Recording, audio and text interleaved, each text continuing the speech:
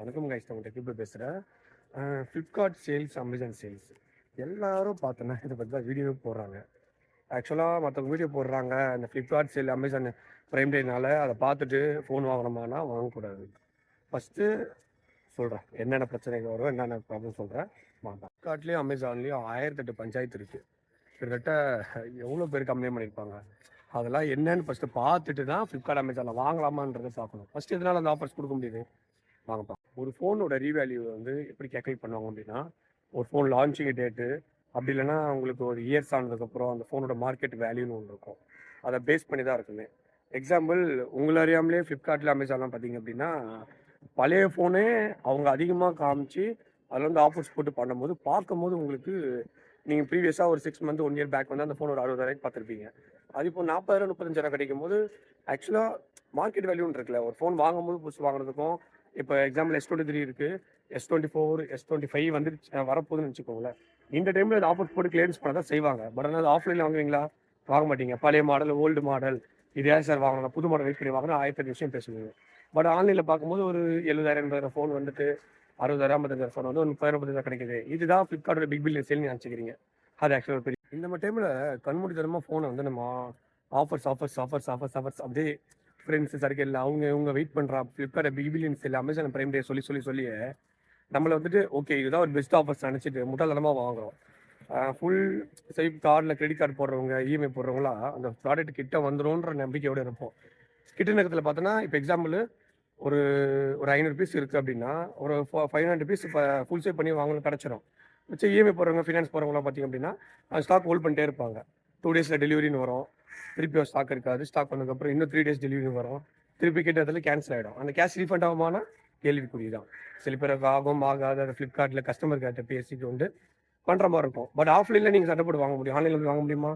முடியவே முடியும். இந்த மாதிரி ஒரு ஃபோன் வந்து பெஸ்ட் ஆஃபர்ஸில் வாங்கிட்டோம் நல்லா இருக்குன்னு மட்டும் நினைக்காதீங்க. அந்த ஃபோனை வாங்கும் போது ஃப்ளிப்கார்ட் ஓப்பன் பாக்ஸ் டெலிவரி கொடுப்பாங்க. அது ஒன்று பார்த்து வாங்கணும். இன்கேஸ் நீங்கள் ஃபோனை பார்க்காம அர்ஜென்ட்டில் இருக்கீங்க, ஒரு வீட்டில் இருக்கீங்க, இல்லை அம்மா அப்பா கிட்ட யார்கிட்ட நீங்கள் வீட்டில் தெரிஞ்சவங்க யாராவது வந்து அந்த பாக்ஸை வாங்கி வைக்க சொல்லிட்டீங்கன்னா, ஓடிபி சொல்லிங்கன்னா முடிஞ்சிச்சு கதை. ஃபஸ்ட்டு ஓப்பன் பண்ணிவிட்டு ப்ராடக்ட் உங்களான்னு பார்க்கணும். கேட்குற கலர் கிடச்சிருக்கா, டென்ட்டுக்கிட்டு ஸ்கேட்ச் எதாவது இருக்கா அப்படின்னு பார்க்கணும். ஜஸ்ட் ஒரு 2 மினிட்ஸ்னால வெயிட் பண்ண தப்பு கிடையாது. ஏன்னா ப்ராடக்ட் வேல்யூ அதிகம். அது எந்த ப்ராடக்ட் இருந்தாலும் சரி, கேட்குற கலர் வேரியன்ட்டு ஐ நம்பர் கரெக்டாக இருக்கா, நீங்கள் வேரியன்ட்டு புக் எல்லாமே கரெக்டாக இருக்கா நீங்கள் பார்த்துக்கோங்க. ஒரு இது இருக்குது. பெரிய எக்ஸாம்பிள் ரியல்மி ஸ்டோரில் போய்ட்டு வாரண்டி செக் பண்ணிக்கலாம். ஒன் ப்ளஸ் எல்லாருக்கும் சாம்சங்னா சர்வீஸில் ஃபோன் பண்ணி கூட நீங்கள் செக் பண்ணிக்கலாம். அதை நீங்கள் செக் பண்ணி வாங்கிக்கணும். ஓகேங்களா? அதே மாதிரி ஸ்கேட்சு டிஸ்பிளேல ஏதாவது லைட்டாக ஒரு மெயில் ஸ்கேட்ச்லாம் வரும். ஏன்னா நிறையா வாட்டி என் ஃப்ரெண்ட்ஸ் இந்த வாட்டி ரீசெண்டாக போனதில் நிறைய ஆப்பிள், சாம்சங் சீரிஸில் ஸ்கேட்சாக வந்துச்சு.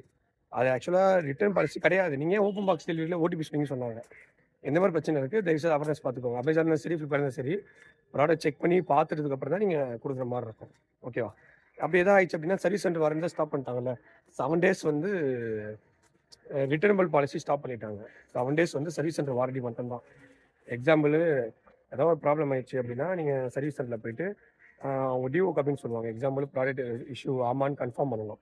இது எவ்வளோ அழைச்சிது. அதனால் வந்து வாங்குறது பார்த்து கொஞ்சம் பொறுமையாக வாங்கிக்கோங்க சொல்கிறேன். இந்த ஆஃபர்ஸ் பண்ணாதீங்க. இப்போ இந்த ஆப்பிள் போட்டிருக்காங்க, மோட்டோ, ஐக்யூ, அப்புறம் இந்த நத்திங் போட்டிருக்காங்க, போக்கோ போட்டிருக்காங்க, ரியல்மி போட்டிருக்காங்க. எது வந்தாலும் ஆஃப்லைன் ஒரு வாட்டி இந்த மாதிரி ஆஃபர்ஸ் கிடைக்குதா செக் பண்ணிக்கோங்க. ஏன்னா கண்டிப்பாக தீபாவளிக்கு ஆஃப்லைனில் பயங்கர ஆஃபர்ஸ் வரும். செக் பண்ணிட்டு இந்த மாதிரி சர்வீஸ் அப்படி பார்க்கும்போது இந்த மாதிரி ப்ரைம் டே, பிக் பில்லியன் சேல் பார்த்தீங்க அப்படின்னா நிறைய பேர் டெலிவரி சைடில் தான் அதிகமாக இருப்பாங்க.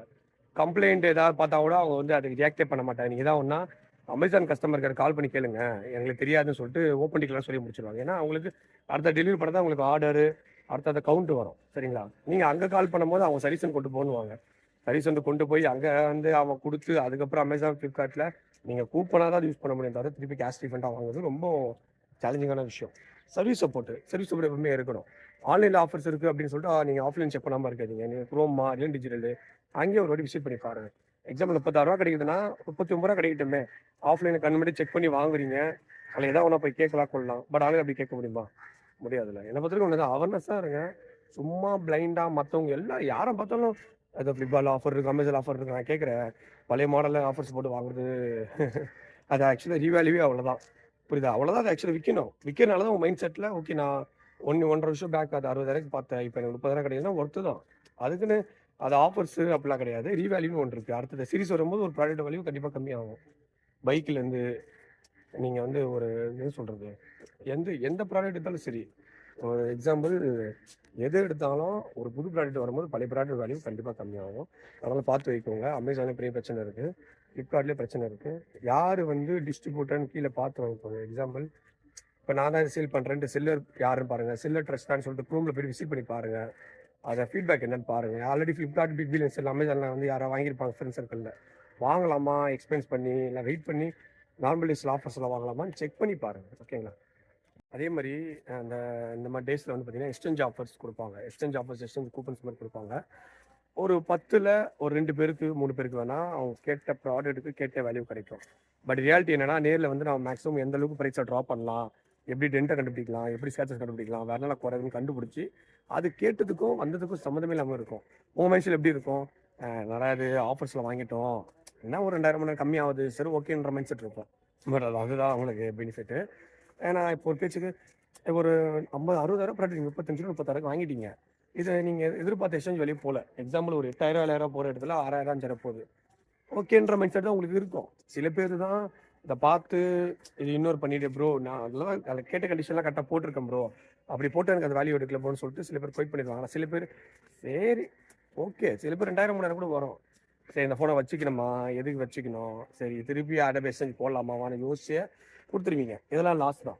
அப்போ கூட கழிச்சு பார்த்தா அந்த ஃபோன் 40 ரூபா 42 வாங்குற மாதிரி. அதனால் எக்ஸ்சேஞ்ச் போடும்போது அந்த வேல்யூ கரெக்டாக எடுக்கிறாங்களா இல்லையான்னு பார்த்து வாங்கிக்கோங்க. அதிலே புதுசாக கூட அனௌன்ஸ் பண்ணிக்கலாம் நினைக்கிறேன். அதுக்கப்புறம் கூட எக்ஸ்சேஞ்ச் எடுத்துக்கலாம். இந்த கூப்பன் மாதிரி ஃப்ளிப்கார்ட், அமேசானில் வந்து வேலட் கார்டு மாதிரி ஆட் ஆகிடும்லாம் போட்டிருக்கு. அது என்னன்னு செக் பண்ணி வாங்கிக்கோங்க. ஃப்ளிப்கார்ட் பே லெட்டரில் கொஞ்சம் உஷாராக இருந்துக்கோங்க. ஏன்னா அதில் திடீர்னு வந்து நோ காஸ்ட் இஎம்ஐ போட்டுட்டு 15% 19% பிஏ இந்த மாதிரிலாம் சில பேருக்கு வருதுன்னு கம்ப்ளைண்ட் பண்ணியிருக்காங்க. என்ன பார்த்துருக்க ஒன்று தான். ஃப்ளிப்கார்ட், அமேசான் பிரைம் டே இந்த மாதிரி இந்த ஆஃபர்ஸ் எல்லாம் வாங்கினா தான் பெஸ்ட் மொபைல்ஸ் கிடைக்கும் அப்படின்னு கிடையாது. ஆஃப்லைன் விசிட் பண்ணுங்கள். அப்படி பெஸ்ட்டாக இருந்தனா யாராவது ஆல்ரெடி வாங்கினவங்ககிட்ட என்னென்ன பிரச்சனை ஒரு ப்ராப்ளம்னு கேட்டு வாங்கிக்கோங்க. ஓகேங்களா?